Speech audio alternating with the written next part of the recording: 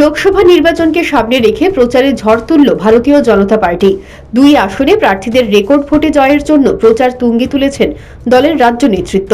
পশ্চিম এবং পূর্ব ত্রিপুরা লোকসভা দুই কেন্দ্র থেকেই দুই প্রার্থীকে রেকর্ড সংখ্যক ভোটে জয়ী করে নরেন্দ্র মোদীকে উপহার দিতে চাইছেন দলের নেতৃত্ব। সেই লক্ষ্যকে সামনে রেখে একদিকে দলের নেতাকর্মীদের নির্বাচনের রণকৌশল নিয়ে পাঠদান, অন্যদিকে চলছে মানুষের সমর্থন আদায়। সাংগঠনিক বৈঠকের মধ্য দিয়ে দলের নেতা কর্মীদের নির্বাচনী প্রচারে ঝাঁপিয়ে পড়ার নির্দেশ দিয়েছেন দলের রাজ্য নেতৃত্ব।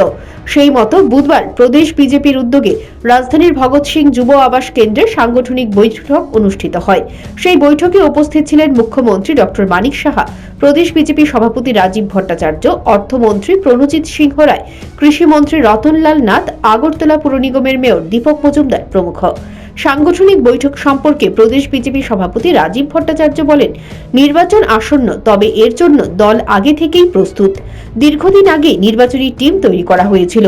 এই টিমে রাজ্যের রাজ্য নেতা থেকে শুরু করে জেলা এবং মণ্ডল স্তরের নেতা নেত্রীরা রয়েছেন। পাশাপাশি তিনি বলেন, রাজ্যের দুই কেন্দ্রেই বিজেপি প্রার্থীদের জয় নিশ্চিত, তবে ভোটের ব্যবধান কিভাবে বাড়ানো যায় সেই চেষ্টা করছেন দলের নেতা কর্মীরা। বিরোধী দল সম্পর্কে রাজীব ভট্টাচার্য বলেন, রাজ্যে বিরোধী দল থাকলেও এসব দলের পায়ের তলায় মাটি নেই। রাজ্যের মানুষ তাদেরকে প্রত্যাখ্যান করবে তা নিশ্চিত। এখন আর প্রভাব খাটিয়ে চোখ রাঙিয়ে মানুষের কাছে ভোট চাইতে পারেন না সিপিএম বা কংগ্রেসের নেতৃত্ব। তারা মানুষকে নিয়ে, মানুষের মতদান নিয়ে ছেলেখেলা করেছিল, আর এখন মানুষ তাদেরকে নিয়ে ছেলেখেলা করছে, তাদেরকে পাত্তা দিচ্ছে না। তবে বুধবার অথবা বৃহস্পতিবারের মধ্যেই রামনগর বিধানসভার প্রার্থীর নাম ঘোষণা করবে বিজেপির কেন্দ্রীয় কমিটি। আপনারা অবগত আছেন যে আগামী 19 এপ্রিল আমাদের পশ্চিম আসনে এবং 26 এপ্রিল আমাদের পূর্ব আসনে নির্বাচন নির্ঘণ্ট হয়েছে।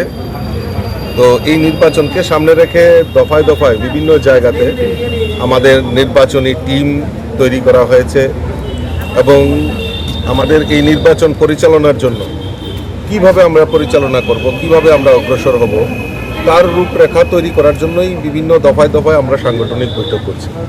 এবং ইতিমধ্যেই আপনারা জানেন যে আমরা আমাদের প্রার্থী তালিকাও ঘোষণা করা হয়েছে। পশ্চিম আসনে আমাদের প্রাক্তন মুখ্যমন্ত্রী, রাজ্যসভার সাংসদ আদরণীয় বিপ্লব কুমার দেব পশ্চিম আসন থেকে লড়াই করছেন, আর পূর্ব আসন থেকে আমাদের এই ত্রিপুরার রাজ পরিবারের কন্যা আমাদের কৃতি সিং দেববর্মা উনি লড়াই করছেন পূর্ব আসন থেকে। তো দুটি আসনেই ভারতীয় জনতা পার্টি পদ্মফুল ফুটিয়ে আমরা নরেন্দ্র মোদীজির হাতকে শক্তিশালী করব, সেই সংকল্পকে সামনে রেখেই আমাদের এই বিভিন্ন সাংগঠনিক বৈঠক, প্রচার প্রসার, অভিযান সমস্ত কিছু আমাদের শুরুয়াত হয়ে গেছে।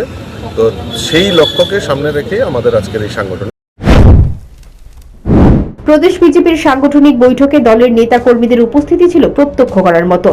শাসক বিজেপি চাইছে কোনো অবস্থাতেই বিরোধী দলকে সুযোগ না দিতে। প্রত্যেকটা বুথে বিরোধীদের জামানত জব্দ করতে প্রচারে ঝাঁপিয়ে পড়ছেন বিজেপির নেতা কর্মীরা। Bureau report, news prime Tripura.